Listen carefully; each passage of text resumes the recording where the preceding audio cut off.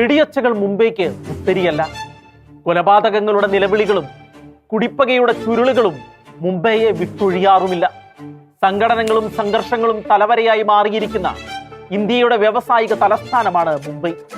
കാരണം മുംബൈ അധോലോക നായകന്മാരുടെ കൂടി കളിക്കളമാണ്. ദാവൂദ് ഇബ്രാഹിമിന്റെയും ഹാജി മസ്താന്റെയും കരീംലാലയുടെയും ചോട്ടാ ഷക്കീലിന്റെയും അരുൺ ഗാവ്ലിയുടെയും ചോട്ടാ രാജന്റെയും അബ്ദുൽ സലീമിന്റെയും മുംബൈ. അതുകൊണ്ട് തന്നെ അന്ന് ഛത്രപതി ശിവാജി റെയിൽവേ സ്റ്റേഷനിൽ നിന്ന് ഉയർന്ന വെടിയൊച്ചകൾ ഏതോ കുടിപ്പകയുടെ കണക്ക് തീർക്കൽ മാത്രമാണെന്നായിരുന്നു തുടക്കത്തിൽ എല്ലാവരുടെയും ധാരണ. പക്ഷേ ഏതാനും നിമിഷങ്ങൾക്കുള്ളിൽ മുംബൈയിലെ സുപ്രധാനങ്ങളായ 10 ഇടങ്ങളിൽ ഒരേ സമയം വെടിയും പുകയും ഉയർന്നപ്പോൾ അവർ ആ സത്യം തിരിച്ചറിഞ്ഞു. ഇത് കുടിപ്പകയല്ല, ഇതിന്റെ പിന്നിൽ അധോലോകവുമല്ല. അതിനു പിന്നിലെ രഹസ്യങ്ങളുടെ ചുരുളഴിഞ്ഞു വീണപ്പോൾ മുംബൈ നടുങ്ങി, ഇന്ത്യ നടുങ്ങി, ലോകം നടുങ്ങി. ആ നടുക്കത്തിന്റെ 60 മണിക്കൂറുകളിലേക്ക് ഒരു പിന്നടത്തം.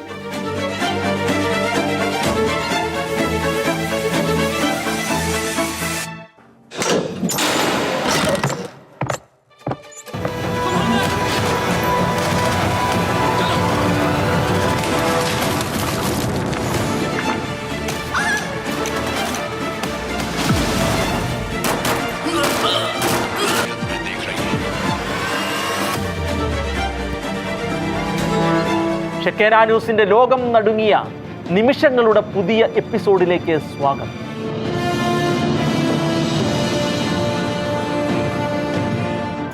വർഷം 2008 നവംബർ 26. മുംബൈ ഇന്ത്യയിലെ ഏറ്റവും അധികം ജനസംഖ്യയുള്ളതും ഏറ്റവും ജനസാന്ദ്രതയുള്ളതുമായ നഗരം. വിവിധ സംസ്കാരങ്ങളുടെയും വ്യത്യസ്ത ജീവിത ശൈലികൾ പിന്തുടരുകയും ചെയ്യുന്നവരുടെയും മഹാസാഗരം.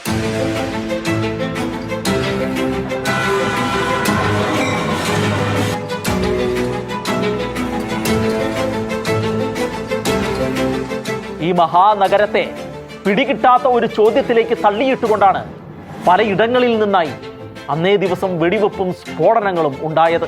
വെടിയൊച്ചകൾ കേട്ട് അത്ര പെട്ടെന്ന് നടുങ്ങുന്നവരല്ല മുംബൈ നിവാസികൾ. കാരണം തെരുവുകളിൽ അധോലോകങ്ങൾ തമ്മിലുള്ള കണക്കുതീർക്കലുകളും ചോരപ്പുഴയൊഴുക്കലുകളും നിത്യേന എന്നോണം അവിടെ ആവർത്തിക്കപ്പെടാറുണ്ട്. അത്തരമൊരു പട്ടികയിലേക്കുള്ള ഒരു സംഭവം എന്നേ പോലീസ് പോലും തുടക്കത്തിൽ ഇതേക്കുറിച്ച് കരുതിയിരുന്നുള്ളൂ. പക്ഷേ വെടിവെപ്പ് മാത്രമല്ല, ഗ്രനേഡ് ആക്രമണവും സാധാരണക്കാരുടെയും പോലീസിന്റെയും നേരെയുള്ള വെടിവെപ്പും ബന്ദിയാക്കലും ഇതിനു മുമ്പ് ഒരിക്കലും ഉണ്ടായിട്ടില്ലാത്തതിനാൽ ഇത് വെറുമൊരു ഗ്യാങ് വാർ അല്ലെന്ന് പോലീസ് പെട്ടെന്ന് തന്നെ നിഗമനത്തിൽ എത്തി. ഇത് മുംബൈക്കെതിരെയുള്ള ആക്രമണമാണ്, ഇന്ത്യക്കെതിരെയുള്ള ആക്രമണമാണ്. അതെ, ഭീകര ആക്രമണം.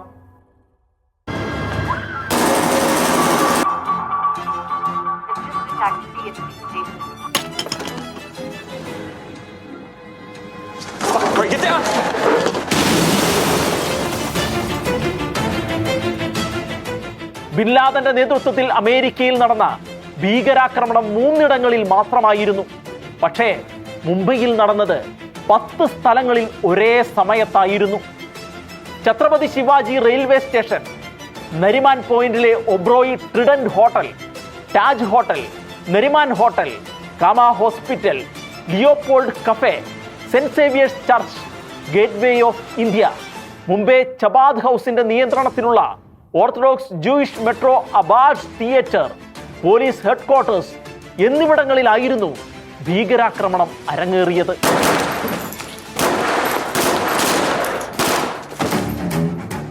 എവിടെയാണ് എന്താണ് സംഭവിക്കുന്നതെന്ന് സുരക്ഷാ ഉദ്യോഗസ്ഥർക്ക് പോലും തിരിച്ചറിയാൻ കഴിയാതെ പോയ സങ്കീർണമായ നിമിഷങ്ങൾ.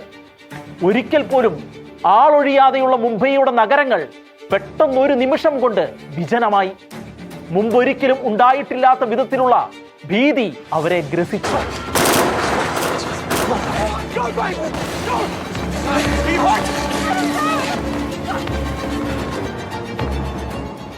നവംബർ 26 രാത്രി 8:30 സംഭവങ്ങളുടെ തുടക്കം. മുംബൈ തീരം ലക്ഷ്യമാക്കിയ ഒരു സ്പീഡ് ബോട്ട് പാഞ്ഞു വരുന്നതിൽ നിന്നായിരുന്നു അത് ആരംഭിച്ചത്.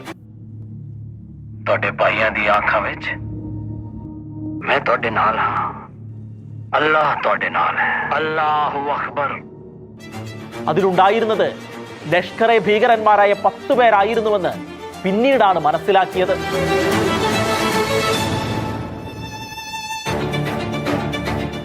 Ismail Khan, Ajmal Amir Kasab, Shafees Arshad, Javed alias Abu Ali, Nasir alias Abu Umar, Shoaib alias Abu Shoeb, Nasar alias Abu Umar, Babar Imran, Abdul Rahman, Fahadullah എന്നിവരായിരുന്നു അവർ.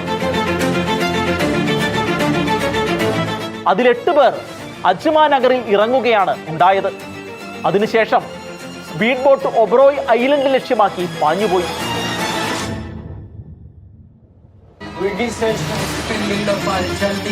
അജ്മാൻ നഗറിലെത്തിയ 8 ഭീകരർ 4 വീതം 2 സംഘങ്ങളായി പിരിയുകയും വ്യത്യസ്തമായ ലക്ഷ്യങ്ങളിലേക്ക് മുൻകൂട്ടി പ്ലാൻ ചെയ്തത് പ്രകാരം യാത്ര തിരിക്കുകയും ചെയ്തു.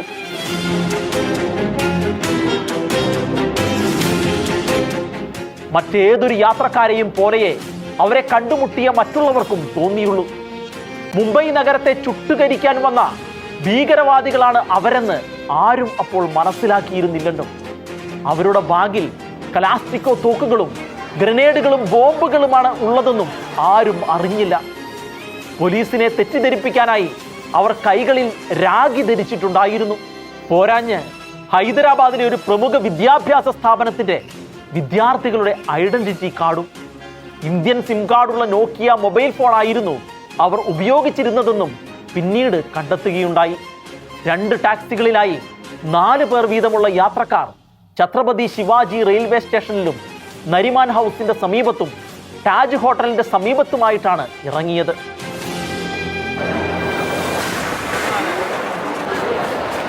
വാഹനങ്ങളിൽ നിന്ന് ഇറങ്ങുന്നതിന് മുൻപായി അവർ കാറിൽ ടൈം ബോംബ് സെറ്റ് ചെയ്ത് വെക്കുകയും ചെയ്തിട്ടുണ്ടായിരുന്നു.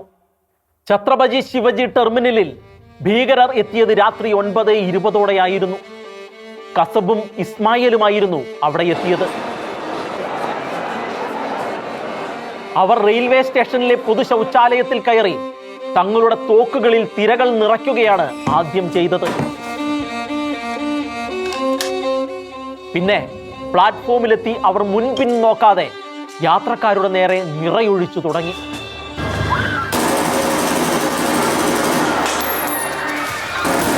അവിടെ പിടഞ്ഞു വീണവരിൽ മുതിർന്നവരും കുട്ടികളും ഉണ്ടായിരുന്നു. സ്ത്രീകളും പുരുഷന്മാരും ഉണ്ടായിരുന്നു. അക്രമികളെ പിടികൂടാനെത്തിയ പോലീസുകാരും മരിച്ചു വീണവരിൽ പെടുന്നു. 54 പേരാണ് ഛത്രപതി ടെർമിനലിൽ മാത്രമായി നൊടിയിടെ മരിച്ചു വീണത്. യാത്രയയക്കാനെത്തിയവരുടെയും പ്രിയപ്പെട്ടവരെ കാത്തുനിന്നവരുടെയും ജീവിതങ്ങൾ ക്ഷണനേരം കൊണ്ട് തലകീഴായി മറിഞ്ഞു.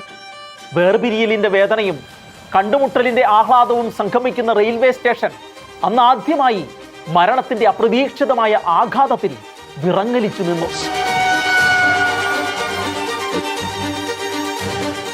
പ്ലാറ്റ്ഫോമിൽ ജീവനറ്റ ശരീരങ്ങൾ തലങ്ങും വിലങ്ങും കിടന്നു. ജീവൻ ബാക്കിയായവരുടെ വിലാപങ്ങൾ കൊണ്ട് അവിടം നിറഞ്ഞു. ഛത്രപതി ശിവാജി ടെർമിനലിൽ നിന്ന് യാത്രക്കാരെ ബന്ദിയാക്കാനായിരുന്നു ഭീകരരുടെ പ്ലാനെങ്കിലും സ്വന്തം ജീവൻ പണയം വെച്ചും അവരെ നേരിടാൻ തയ്യാറായ പോലീസുകാരുടെ രാജ്യസ്നേഹത്തിന്റെയും ധൈര്യത്തിന്റെയും മുന്നിൽ ഭീകരന്മാർക്ക് പിന്തിരിയേണ്ടി വന്നുവെന്നതാണ് യാഥാർത്ഥ്യം. കാമ ഹോസ്പിറ്റൽ ആയിരുന്നു ഭീകരരുടെ അടുത്ത ലക്ഷ്യം. എന്നാൽ അപ്പോഴേക്കും പോലീസ് ഉണർന്നു പ്രവർത്തിക്കാൻ ആരംഭിച്ചിരുന്നു. അതുപോലെ ഏത് സമയവും ഒരു ആക്രമണം ഉണ്ടായേക്കാം എന്ന ആശങ്കയിൽ കഴിയുകയായിരുന്നു ഹോസ്പിറ്റൽ ജീവനക്കാരും. ആശുപത്രിയുടെ ഗേറ്റുകൾക്ക് മീതെ പൂട്ടുകൾ വീണുകൊണ്ടിരുന്നു. അതുകൊണ്ട് ഭീകരർ കളം മാറ്റി ചവിട്ടി. അതിലേ വന്ന പോലീസ് വാഹനം വെടിവെച്ചിട്ട് അതിൽ കടന്നു കളയുകയാണ് അവർ ചെയ്തത്.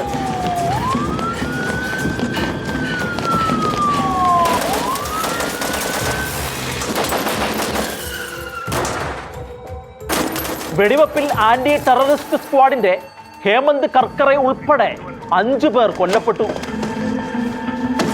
വഴിയിലുടനീളം പോലീസിനും മാധ്യമപ്രവർത്തകർക്കും നേരെ വെടിയുതിർത്തുകൊണ്ടായിരുന്നു ഭീകരർ മുന്നോട്ട് പോയിക്കൊണ്ടിരുന്നത്. നരിമാൻ പോയിന്റിലാണ് അവരുടെ യാത്ര ചെന്നു ചേർന്നത്. പോലീസ് വാഹനം അവിടെ ഉപേക്ഷിച്ച് മറ്റൊരു വാഹനം തട്ടിയെടുത്തായിരുന്നു അവരുടെ തുടർ യാത്ര. ചോപ്പതി ബീച്ചായിരുന്നു അവരുടെ ലക്ഷ്യമെന്ന് പോലീസ് മനസ്സിലാക്കി. ഇതനുസരിച്ച് ബാരിക്കേഡുകൾ കൊണ്ട് പോലീസ് റോഡ് ഉപരോധിച്ചു. ബാരിക്കേഡിൽ ഇടിച്ചു നിന്ന ഭീകരരുടെ വാഹനത്തിൽ നിന്ന് പോലീസിന് നേരെ വെടിയുണ്ടകൾ പാഞ്ഞു വന്നു. പോലീസ് തിരിച്ചും അവരെ വെടിവെച്ചു. അതിൽ ഒരു ഭീകരൻ കൊല്ലപ്പെട്ടു. ഇസ്മായേൽ എന്നായിരുന്നു അയാളുടെ പേര്. കാറിലുണ്ടായിരുന്ന കസബിനെ ഈ സമയം ടുക്കാറാം ഗോപാൽ ഓംബ്ലെ എന്ന പോലീസ് ഉദ്യോഗസ്ഥൻ പിടികൂടാൻ ശ്രമിക്കുകയുണ്ടായിരുന്നു. പക്ഷേ കസബ് തന്റെ ബുള്ളറ്റ് തീരുന്നതുവരെ അദ്ദേഹത്തിന് നേരെ വെടിയുതിർത്തുകൊണ്ടേയിരുന്നു. ശരീരം നിറയെ വെടിയുണ്ടകളേറ്റ് പുളഞ്ഞും പിടഞ്ഞും റോഡിൽ വീണ് മരിക്കുകയായിരുന്നു ടുക്കാറാം. പക്ഷേ അതിനിടയിലും കസബിനെ പിടികൂടാൻ സാധിച്ചുവെന്നത് ശ്രദ്ധേയമായ നേട്ടമായി. ലിയോപോൾഡ് കഫേയിൽ രാത്രി 9:40 ഭീകരാക്രമണം നടന്നത്. കഫേയുടെ അകത്ത് കയറിയ ഭീകരർ ഭക്ഷണം കഴിച്ചുകൊണ്ടിരിക്കുകയായിരുന്നവർക്ക് നേരെ നിർബാധം നിറയൊഴിച്ചു തുടങ്ങി. ഗ്രനേഡ് കൂടി വലിച്ചെറിഞ്ഞ് സ്ഥിതിഗതികൾ കൂടുതൽ രൂക്ഷമാക്കാനും അവർ മറന്നില്ല. വെറും 2 മിനിറ്റ് നേരം മാത്രമായിരുന്നു ആക്രമണം നടന്നത്. ലിയോപോൾഡ് കഫേയിൽ നിന്ന് 2 ഭീകരർ നേരെ പോയത് താജിലേക്കായിരുന്നു.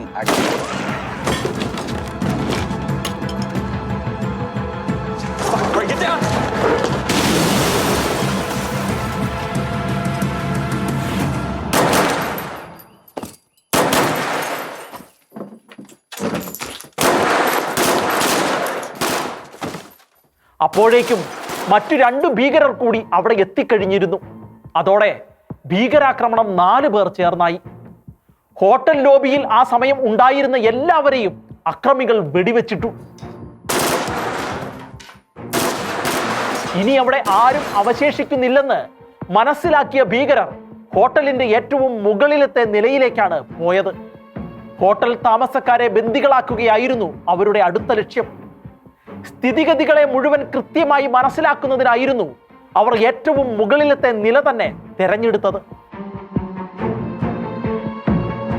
ഈ സമയം താജിന് വെളിയിലും മറ്റ് സമീപ പ്രദേശങ്ങളിലുമായി മാധ്യമപ്രവർത്തകർ തമ്പടിച്ചു. താജ് ഹോട്ടലിൽ നടന്നുകൊണ്ടിരിക്കുന്ന ഭീകര ആക്രമണത്തെക്കുറിച്ചുള്ള ലൈവ് വാർത്തകൾ അവർ സംപ്രേഷണം ആരംഭിച്ചു കഴിഞ്ഞിരുന്നു. വിദേശികളും സ്വദേശികളുമായ പ്രമുഖർ ആ സമയം താജ് ഹോട്ടലിൽ താമസക്കാരായി ഉണ്ടായിരുന്നതിനാൽ ലോകത്തിന്റെ മുഴുവൻ ശ്രദ്ധയും അവിടേക്ക് തിരിഞ്ഞു.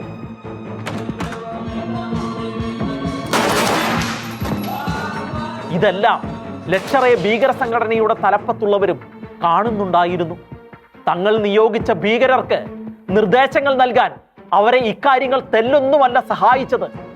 താജിനുള്ളിൽ കുടുങ്ങിക്കിടക്കുന്ന VIP-കളെ കുറിച്ചും പോലീസുകാർ നിലയുറപ്പിച്ചിരിക്കുന്ന സ്ഥലങ്ങളെക്കുറിച്ചും സാറ്റലൈറ്റ് ഫോണുകൾ വഴി ഭീകരർക്ക് നേതാക്കൾ നിർദ്ദേശങ്ങൾ നൽകിക്കൊണ്ടേയിരുന്നു. തങ്ങളുടെ രഹസ്യ നീക്കങ്ങൾ ഹോട്ടലിലെ CCTV-യിലൂടെ പോലീസ് നിരീക്ഷിച്ചുകൊണ്ടിരിക്കുകയാണെന്ന് ചാനലിലൂടെ മനസ്സിലാക്കിയ ഭീകരർ CCTV തകർക്കാൻ ആരംഭിച്ചു. അതേസമയം ഒബ്രോയ് ട്രിഡന്റിലും ഭീകരാക്രമണം നടക്കുന്നുണ്ടായിരുന്നു. കൃത്യമായി പറഞ്ഞാൽ രാത്രി 10 മണിക്ക് കാറിൽ വന്നിറങ്ങിയ ഭീകരർ ഒരു നിമിഷം പോലും പാഴാക്കാതെ ലോബിയിൽ ഉണ്ടായിരുന്നവർക്ക് നേരെ വെടിവെച്ചു തുടങ്ങി. 12 പേരാണ് ഞൊടിയുടെ അവിടെ അന്ത്യശ്വാസം വലിച്ചത്. കൂടാതെ 20 പേരും തൊട്ടടുത്ത നിമിഷം തന്നെ അവിടെ ജീവനറ്റ് നിലംപതിച്ചു. രാത്രി 10:25 നരിമാൻ ഹൗസിൽ വെടിവെപ്പ് ആരംഭിച്ചത്. മുംബൈയിൽ യഹൂദരുടെ താവളം എന്ന പ്രത്യേകതയാണ് നരിമാൻ ഹൗസിന് ഉള്ളത്. ഇവിടുത്തെ ആക്രമണത്തിൽ ഇന്ത്യക്കാരുൾപ്പെടെ 7 പേർ കൊല്ലപ്പെട്ടു. ഭീകരർ യാത്ര തുടങ്ങിയപ്പോൾ തന്നെ വാഹനത്തിൽ ഒളിപ്പിച്ചു വെച്ചിരുന്ന ടൈം ബോംബിനെ കുറിച്ച് ആദ്യം പറഞ്ഞത് ഓർമ്മിക്കുന്നുണ്ടായിരിക്കുമല്ലോ. ഈ ബോംബ് എയർപോർട്ടിന് സമീപവും മസഗോൺ ഭാഗത്തുമായി പൊട്ടിത്തെറിച്ചു. ഇത് ജനങ്ങളെ കൂടുതൽ പരിഭ്രാന്തരാക്കി. അതോടൊപ്പം കിംവദന്തികളും പൊട്ടിപ്പുറപ്പെടാൻ ആരംഭിച്ചു. മുംബൈ മുഴുവൻ ഏതാനും നിമിഷങ്ങൾക്കുള്ളിൽ കത്തിച്ചാമ്പലാകുമെന്ന തരത്തിലായിരുന്നു ഇല്ലാ കഥകളുടെ വ്യാപനം.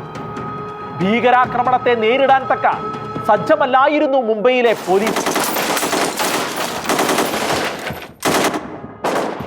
അത്തരമൊരു പരിശീലനം അവർക്ക് ലഭിച്ചിട്ടും ഉണ്ടായിരുന്നില്ല. അതുകൊണ്ട് NST കമാൻഡോകൾക്ക് മാത്രമേ ഇക്കാര്യത്തിൽ ഇടപെടാനാവൂ എന്ന് അധികാരികൾക്ക് മനസ്സിലായി. ഇതനുസരിച്ച് NST കമാൻഡോകളുടെ സഹായം തേടിയെങ്കിലും ഒരു പ്രായോഗിക ബുദ്ധിമുട്ട് തടസ്സമായി നിന്നു. കമാൻഡോകൾ മുംബൈയിലെത്താൻ 6-7 മണിക്കൂർ സമയം എടുക്കുമായിരുന്നു. ഇങ്ങനെയൊരു സാഹചര്യത്തിൽ മഹാരാഷ്ട്ര സർക്കാർ നേവിയുടെ മറൈൻ കമാൻഡോകളുടെ സഹായം അഭ്യർത്ഥിക്കുകയാണ് ഉണ്ടായത്. മാർക്കോസ് എന്ന ചുരുക്കപ്പേരിലാണ് അവർ അറിയപ്പെടുന്നത്. ഇന്ത്യൻ നേവിയുടെ വിശിഷ്ട വിഭാഗമായ ഇക്കൂട്ടർക്ക് കരയിലും കടലിലും ആകാശത്തും സ്പെഷ്യൽ ഓപ്പറേഷനുകൾ നടത്താൻ പ്രത്യേക പരിശീലനം ലഭിച്ചിട്ടുണ്ട്. ഭീകരവാദത്തെ മുച്ചൂടും നശിപ്പിക്കാനും ബന്ദികളെ മോചിപ്പിക്കുവാനും ഇവർക്കുള്ള കഴിവ് വിവരണാതീതവുമാണ്. ഇവരുടെ രംഗപ്രവേശനത്തോടെ മുമ്പൊരിക്കലും കണ്ടിട്ടില്ലാത്ത ചരിത്ര സംഭവങ്ങൾക്ക്, മണിക്കൂറുകൾ നീണ്ടു നിൽക്കുന്ന സംഘടനകൾക്ക് ഇന്ത്യ സാക്ഷ്യം വഹിക്കുകയായിരുന്നു. ഇതുവരെ ഭീകരരുടെ വിളയാട്ടമായിരുന്നുവെങ്കിൽ ഇനി കാണാൻ പോകുന്നത് കമാൻഡോകളുടെ വീരേതിഹാസങ്ങളായിരുന്നു.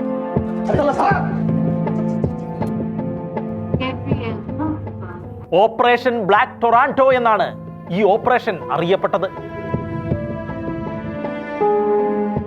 താജിലെത്തിയത് 8 കമാൻഡോകളായിരുന്നു. ബന്ദികളെ രക്ഷിക്കാൻ കമാൻഡോകൾ ശ്രമം നടത്തുമ്പോൾ അവർക്കെതിരെ തോക്കുകൊണ്ടും ഗ്രനേഡ് കൊണ്ടും മറുപടി നൽകാനാണ് ഭീകരർ ശ്രമിച്ചത്. പരസ്പരമുള്ള ഈ ഏറ്റുമുട്ടലിൽ നിന്ന് എതിരാളികൾ സൈനിക പരിശീലനം ലഭിച്ച തീവ്രവാദികളാണെന്നും കമാൻഡോകൾക്ക് മനസ്സിലായി. ഇവരെ നേരിടാൻ തങ്ങളുടെ അംഗബലം വർദ്ധിപ്പിക്കേണ്ടതുണ്ടെന്നും കമാൻഡർ ചീഫ് തിരിച്ചറിഞ്ഞു. അതനുസരിച്ച് 16 പേരെ കൂടി സംഘത്തിൽ ഉൾപ്പെടുത്തേണ്ടി വന്നു.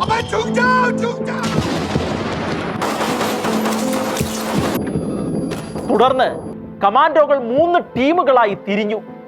ഹോട്ടലിൽ കുടുങ്ങിയവരെ രക്ഷിക്കാൻ 2 ടീമുകൾ നിയുക്തരായപ്പോൾ 3ാമത്തെ ടീം ഭീകരരെ കുടുക്കുവാനുള്ള ശ്രമങ്ങളിലാണ് ഏർപ്പെട്ടത്. അടുക്കളയുടെ സമീപത്തുള്ള ഒരു മുറിയിൽ ഭീകരരെ കുടുക്കാൻ ഈ സംഘത്തിന് സാധിച്ചു. ഭീകരരുടെ ബാഗിൽ നിന്ന് കണ്ടെടുത്ത ഗ്രനേഡുകൾ ഈ ആക്രമണങ്ങൾക്ക് പിന്നിലുള്ള പാകിസ്ഥാന്റെ പങ്ക് സംശയാതീതമായി തെളിയിക്കപ്പെടാൻ കാരണമായി.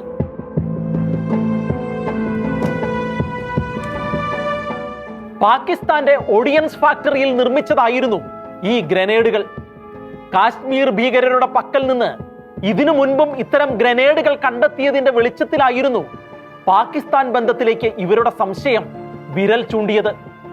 200ഓളം പേരെ മാർക്കോസിന് അന്ന് താജിൽ നിന്ന് രക്ഷപ്പെടുത്തുവാൻ സാധിച്ചു. യുദ്ധമുഖങ്ങളിൽ ഇരു സൈന്യവും തമ്മിൽ നേർക്കുനേർ നിന്നുള്ള പോരാട്ടമാണെങ്കിൽ ഭീകരവിരുദ്ധ പോരാട്ടങ്ങൾ അതിനേക്കാൾ സങ്കീർണമാണ്.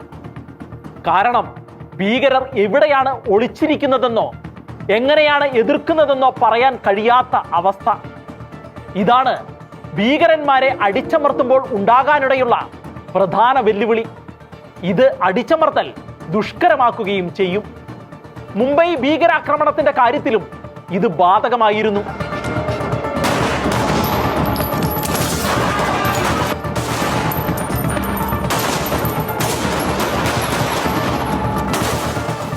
നവംബർ 27-ന് രാവിലെ 9 മണിക്ക് NSG ചുമതലയേൽക്കുന്നതുവരെ മാർക്കോസ് ആയിരുന്നു പടക്കളം നിയന്ത്രിച്ചിരുന്നത്. സാന്താക്രൂസ് എയർപോർട്ടിലാണ് നാഷണൽ സെക്യൂരിറ്റി ഫോഴ്സ് വന്ന് ഇറങ്ങിയത്. അപ്പോഴേക്കും തീവ്രവാദികൾ വെറും 3 ഇടങ്ങളിലേക്ക് മാത്രമായി ചുരുങ്ങിയിരുന്നു. Taj hotel, Nariman, Trident hotel. Taj ഹോട്ടലിലെ 1000ഓളം വരുന്ന മുറികളിലായി 3000ഓളം അതിഥികൾ കുടുങ്ങിക്കിടപ്പുണ്ടായിരുന്നു. കേണൽ ഷോറൻ ആയിരുന്നു താജിലെ ഓപ്പറേഷന്റെ ചുമതല. 40 പേരായിരുന്നു ഇദ്ദേഹത്തിന്റെ കീഴിലുണ്ടായിരുന്നത്. ഇതിൽ 20 വീതം 2 ടീമായി അവർ തിരിഞ്ഞു. താജ് പാലസിലേക്ക് നിയോഗിക്കപ്പെട്ട ടീമിന്റെ ചുമതലക്കാരൻ മേജർ സന്ദീപ് ഉണ്ണികൃഷ്ണൻ ആയിരുന്നു. മുംബൈ ഭീകര ആക്രമണത്തെക്കുറിച്ച് പറയുമ്പോൾ ഒരിക്കലും വിസ്മരിക്കാനാവാത്ത പേരാണ് national security guard commando major Sandeep Unnikrishnan. Mumbai ഭീകര ആക്രമണത്തെക്കുറിച്ചും അതിൽ തന്നെ താജ് ഹോട്ടലിലെ പോരാട്ടത്തെക്കുറിച്ചും പറയുമ്പോൾ ആ പേര് ഒഴിവാക്കിക്കൊണ്ട് നമുക്ക് മുന്നോട്ട് പോകാൻ ആവില്ല. പ്രത്യേകിച്ച് മലയാളികളായ നമുക്ക്. വർഷം പലത് കടന്നുപോയിട്ടും മേജർ സന്ദീപ് ഉണ്ണികൃഷ്ണന്റെ ജീവത്യാഗത്തെക്കുറിച്ച് കണ്ണു നിറയാതെ നമുക്ക് ഓർമ്മിക്കാനും ആവില്ല. ശരീരത്തിൽ വെടിയേറ്റിട്ടും ആ വേദന പോലും വകവയ്ക്കാതെ 2 ഭീകരന്മാരെ കൊന്നൊടുക്കാൻ കാണിച്ച ദേശസ്നേഹത്തിന്റെയും ചങ്കൂറ്റത്തിന്റെയും പേരായിരുന്നു സന്ദീപ് ഉണ്ണികൃഷ്ണൻ. നെഞ്ചിൽ വെടിയുണ്ട ഏറ്റിട്ടും പതറാതെ നിന്ന് ഭീകരരെ നേരിടുകയും 2 പേരെ വധിക്കുകയും ചെയ്തുവെന്നാണ് കമാൻഡോ ഓപ്പറേഷനിൽ അദ്ദേഹത്തിന് ഒപ്പമുണ്ടായിരുന്നവരുടെ ഓർമ്മ പുതുക്കൽ. താജ് ഹോട്ടലിൽ ഭീകരർ ബന്ദികളാക്കിയവരെ മോചിപ്പിക്കുവാനുള്ള ശ്രമത്തിലായിരുന്നു സന്ദീപ് ഉണ്ണികൃഷ്ണൻ വീരമൃത്യു വരിച്ചത്. ദേശീയ സുരക്ഷാ സേനയിൽ ഡെപ്യൂട്ടേഷനിൽ പരിശീലകനായി ജോലി ചെയ്യുമ്പോഴായിരുന്നു അദ്ദേഹം ഈ ഓപ്പറേഷന്റെ ഭാഗമായതും അകാലത്തിൽ വേർപിരിഞ്ഞതും. വെറും 31 വയസ്സ് മാത്രമായിരുന്നു അപ്പോൾ അദ്ദേഹത്തിന്റെ പ്രായം. NSGയുടെ 1/4 നൂറ്റാണ്ട് മാത്രമുള്ള ചരിത്രത്തിൽ ആദ്യമായിട്ടായിരുന്നു ഒരു ഓഫീസറുടെ അന്ത്യം. മേജർ ഉണ്ണികൃഷ്ണനൊപ്പം തന്നെ ഓർമ്മിക്കേണ്ട മറ്റൊരു പേരാണ് കമാൻഡോ ഗജീന്ദർ സിംഗിൻ്റെത്. അദ്ദേഹം ഈ പോരാട്ടത്തിൽ വീരമൃത്യു വരിക്കുകയായിരുന്നു. രാവിലെ 9:30 മർക്കോസിൽ നിന്ന് NSG ഉത്തരവാദിത്തം ഏറ്റെടുത്തു. പക്ഷേ ഇവരുടെ ശ്രമങ്ങൾ വിജയം വരിക്കുക എന്നത് അത്ര എളുപ്പം ആയിരുന്നില്ല. കാരണം അംഗസംഖ്യയിൽ ഇവർ കുറവായിരുന്നു. മർക്കോസിന്റെ സഹായം തേടുന്നതിന് മറ്റൊരു പ്രായോഗിക ബുദ്ധിമുട്ട് കൂടി ഉണ്ടായിരുന്നു. ഇരുവരുടെയും ഓപ്പറേഷൻ രീതികൾ വ്യത്യസ്തമായിരുന്നു. ഇക്കാരണം കൊണ്ടുതന്നെ പരസ്പരം തിരിച്ചറിയാതെ ശത്രുവിന് പകരം തങ്ങൾ തന്നെ കൊല്ലപ്പെടാനുള്ള സാധ്യതയും ഉണ്ടായിരുന്നു. ഇതിനു പുറമെ ഭീകരരെ ഭയന്ന് താമസക്കാർ മുറിയടച്ച് അകത്ത് കഴിഞ്ഞിരുന്നതിനാൽ അവരെ പുറത്തേക്ക് കൊണ്ടുവന്ന് രക്ഷിച്ചെടുക്കുക എന്നതും ഏറെ വെല്ലുവിളികൾ നിറഞ്ഞതായിരുന്നു. മാത്രവുമല്ല, ഭീകരാക്രമണത്തെ തുടർന്ന് പവർ സപ്ലൈ ഓഫ് ചെയ്തിരുന്നതിനാൽ രാത്രിയിലെ പോരാട്ടത്തിന് ഇരുട്ട് മറ പിടിച്ചിരിക്കുകയും ആയിരുന്നു. NSGയുടെ സമർത്ഥമായ കരുനീക്കങ്ങൾക്ക് മുൻപിൽ ഭീകരർക്ക് പിടിച്ചു നിൽക്കാനായില്ല. വെടിയുണ്ടകൾ തുളഞ്ഞു കയറിയ മദ്യക്കുപ്പികളിൽ നിന്ന് പടർന്നു പിടിച്ച തീയിൽ നിന്ന് രക്ഷപ്പെടാൻ പുറത്തേക്ക് ചാടിയ ഭീകരർക്ക് കമാൻഡോകളുടെ തോക്കിനു മുൻപിൽ കഴുത്ത് നീട്ടിക്കൊടുക്കേണ്ടതായിട്ടാണ് വന്നത്.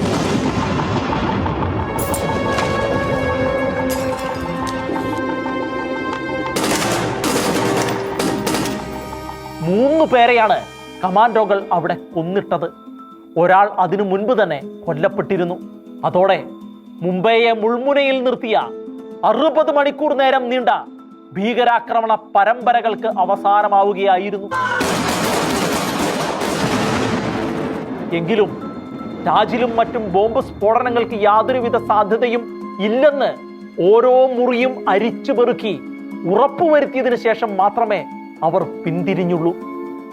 മുംബൈ ഭീകരാക്രമണം എന്ന് പറയുകയോ എഴുതി കാണിക്കുകയോ പോലും ചെയ്യാതെ തോക്കുമേന്തി നടക്കുന്ന ഒരാളുടെ ചിത്രം കാണിച്ചാൽ മുംബൈ ഭീകരാക്രമണം എന്ന് ഉടനടി പറയാൻ കഴിയുന്ന വിധത്തിലുള്ള പ്രതികരണം സൃഷ്ടിക്കാൻ കഴിയുന്ന ഈ വ്യക്തിയുടെ പേരാണ് മുഹമ്മദ് അജ്മൽ അമീർ കസം.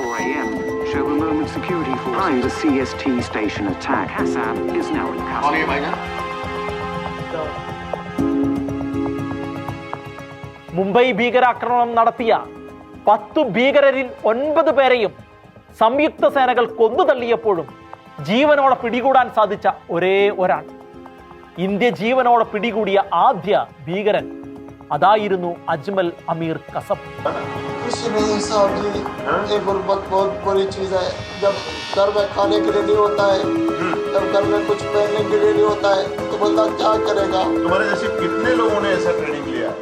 ബാംഗ്ലൂർ സ്വദേശി സമീർ ദിനേശ് ചൗധരി എന്ന വ്യാജ തിരിച്ചറിയൽ കാർഡുമായിട്ടാണ് അയാൾ ഇന്ത്യയിൽ എത്തിച്ചേർന്നത്. മറ്റുള്ളവരെ തെറ്റിദ്ധരിപ്പിക്കാനായി കയ്യിൽ ചുവന്ന ചരടും കെട്ടിയിട്ടുണ്ടായിരുന്നു. പണസമ്പാദനം എന്ന ലക്ഷ്യത്തോടെ മാത്രം ലഷ്കർ ഭീകര സംഘടനയിൽ ചേർന്ന ആൾ ഭീകര ആക്രമണത്തിൽ കൊല്ലപ്പെട്ടാൽ ഹിന്ദു തീവ്രവാദിയാണെന്ന് തെറ്റിദ്ധരിപ്പിക്കാൻ കഴിയുന്ന വിധത്തിലുള്ള എല്ലാ കുതന്ത്രങ്ങളും മെനഞ്ഞ തന്ത്രശാലി. ആക്രമണത്തിന് ശേഷം കസബ് 81 ദിവസം ക്രൈംബ്രാഞ്ചിന്റെ കസ്റ്റഡിയിൽ ആയിരുന്നു. 2012 നവംബർ 11 കസബിന് വധശിക്ഷ വിധിക്കുകയും 21 വധശിക്ഷ നടപ്പിലാക്കുകയും ചെയ്തു. ഓപ്പറേഷൻ എക്സ് എന്ന പേരിലാണ് കസബിനെ തൂക്കിലേറ്റിയ നടപടിക്രമങ്ങൾ അറിയപ്പെടുന്നത്. പൂനെയിലെ യർവാഡ ജയിലിൽ രാവിലെ 7:30 കസബിനെ തൂക്കിലേറ്റിയത്. മുംബൈ ഭീകരാക്രമണത്തിന് 4 വർഷം പൂർത്തിയാകാൻ ദിവസങ്ങൾ മാത്രം ബാക്കി നിൽക്കവേ ആയിരുന്നു കസബിന്റെ കഴുത്തിൽ തൂക്കുകയർ മുറുകിയത്.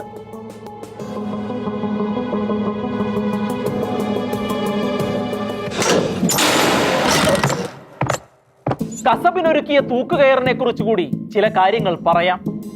ഇന്ത്യയിൽ എവിടെ ആർക്ക് വധശിക്ഷ വിധിച്ചാലും അതിനുവേണ്ടിയുള്ള തൂക്കുകയർ ഒരുക്കുന്നത് ബീഹാറിലെ ബക്സാർ സെൻട്രൽ ജയിലിൽ ആയിരിക്കും. അജ്മലിലുള്ള കാര്യത്തിലും ഇതിന് മാറ്റം ഉണ്ടായില്ല. തെരഞ്ഞെടുക്കപ്പെട്ട തടവുപുള്ളികൾ ചേർന്നാണ് 15 അടി നീളവും 3.75 കിലോഗ്രാം തൂക്കവുമുള്ള J34 എന്ന പ്രത്യേകതരം ചണം ഉപയോഗിച്ച് തൂക്കുകയർ നിർമ്മിക്കുന്നത്.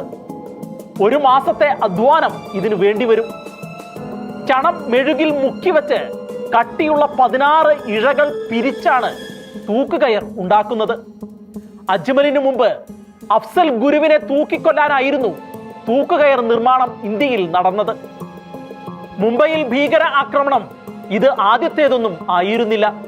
2002 ഡിസംബർ 6-ന്, അതായത് ബാബറി മസ്ജിദ് സംഭവത്തിന്റെ 10ാം വാർഷികത്തിലായിരുന്നു ഇത്തരത്തിലുള്ള ആദ്യ ആക്രമണം നടന്നത്. അന്ന് 2 പേർ കൊല്ലപ്പെടുകയും 28 പേർക്ക് പരിക്കേൽക്കുകയും ചെയ്തു. തൊട്ടടുത്ത വർഷം ജനുവരി 27-നും മാർച്ച് 13-നും ജൂലൈ 28-നും ഭീകര ആക്രമണങ്ങൾ ഉണ്ടായി. എന്നാൽ അതൊക്കെ ചില ഒറ്റപ്പെട്ട സംഭവങ്ങളും ഏതാനും മരണങ്ങൾ മാത്രവും ആയിരുന്നു.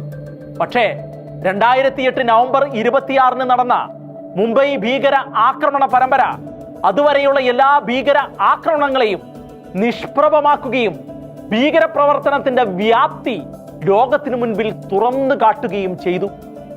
ഇന്ത്യ കണ്ട ഏറ്റവും വലിയ ഭീകര ആക്രമണമായിരുന്നു മുംബൈ അന്നേ ദിവസം സാക്ഷ്യം വഹിച്ചത്.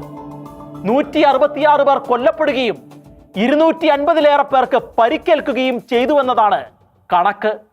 ഭീകരരിൽ 9 പേരെ കമാൻഡോകൾ കൊന്നൊടുക്കുകയും ജീവനോടെ പിടികൂടിയ ഒരേ ഒരു ഭീകരനെ തൂക്കിലേറ്റുകയും ചെയ്തിട്ടും ഈ ആക്രമണവുമായി ബന്ധപ്പെട്ട മറ്റുള്ളവരുടെ പട്ടിക ഇന്ത്യ പാകിസ്ഥാന് കൈമാറിയിട്ടും അവർക്കെതിരെ ഒരു ചെറു വിരൽ പോലും അനക്കാൻ പാകിസ്ഥാൻ തയ്യാറായില്ല എന്നതാണ് ഏറെ ഖേദകരം.